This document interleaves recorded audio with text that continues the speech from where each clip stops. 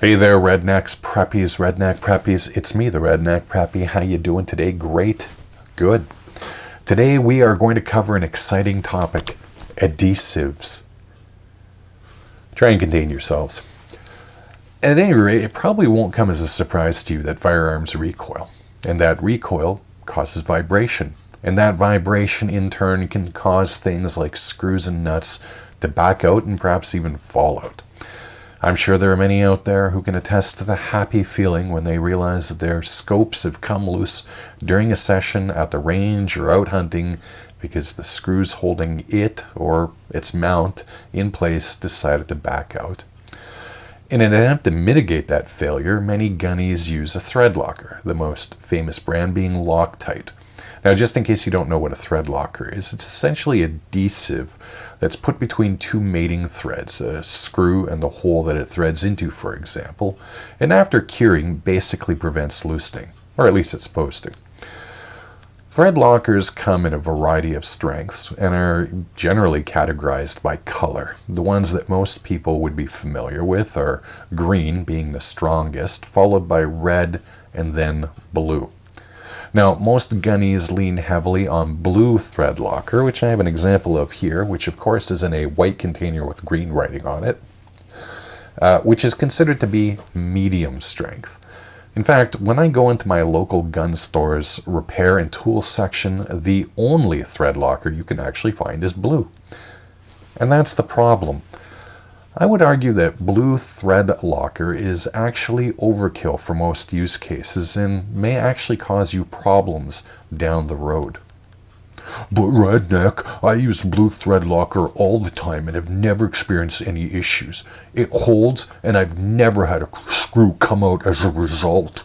Well, I would hope so. The problems I was referring to won't be in the hold that you get, and from personal experience, I can assure you that blue Threadlocker will keep screws in place on a .30 caliber rifle for many thousands of rounds over years without moving. It's the removal that might give you the grief. See, although blue Threadlocker is classified as a medium strength adhesive, that's only in comparison to things like red Threadlocker, where they recommend using heat and tools to break the Threadlocker's hold to remove bolts. Blue Loctite is meant for bolts up to 3/4 of an inch in diameter on equipment like machine tools and presses. According to Henkel, who manufactures Loctite, we should actually be using a lower strength Threadlocker for applications that involves most fasteners on firearms. Purple Threadlocker. They rate it for screws up to 1/4 inch or 6 millimeters, which would pretty much encompass most of a rifle's screws and bolts that you would actually want to use Threadlocker on. Most Loctite compounds are rated for larger bolts, while purple Threadlocker is tested and rated for small fasteners. Now, how hard blue Threadlocker is to break by comparison depends, of course, on how much you put on.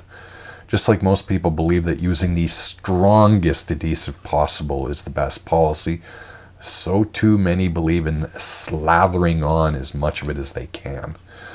I can relate, again, from personal experience that I've had some fun removing screws held in place with blue Threadlocker thanks to a generous application on a longer screw.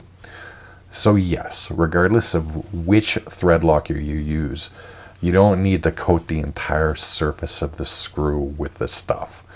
The last 1/4 to 1/3 of the threaded surface is usually more than enough. Then, once the screw or bolt is in place, let it cure for a day before pulling that trigger. Now, that said, since I've started using purple Threadlocker, and here's an example, of course, it's in a red package with white writing,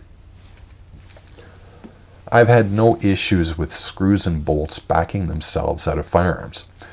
Although purple Threadlocker is classed as a low-strength adhesive, it's not really much less strong than blue Threadlocker.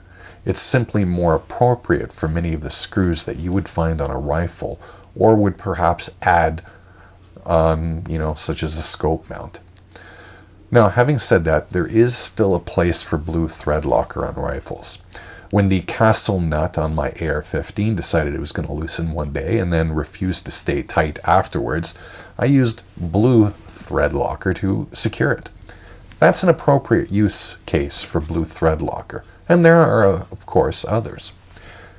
About the only problem with purple thread locker, besides that all thread lockers are pretty pricey, is that it's more difficult to find than blue thread locker.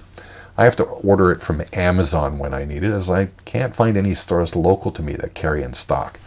In fact, the owner of that local gun store that I referred to earlier had never even heard of purple thread locker before I mentioned it. So if you do make the move to purple thread locker, I hope that you have an easier time finding some of it. So are you a monster for using blue thread locker instead of purple? No. The world will continue turning. Most people who use blue have never had a problem with putting it on, and if they do so later, removing that screw or bolt. Just make sure you clean both threading surfaces before use and don't go nuts on the application of it. Now, I've focused entirely on thread locker use on firearms, but there's plenty of other potential uses for it on outdoors equipment. For example, does the holder for a reel on a fishing rod like to come loose? A little purple thread locker will probably solve that problem.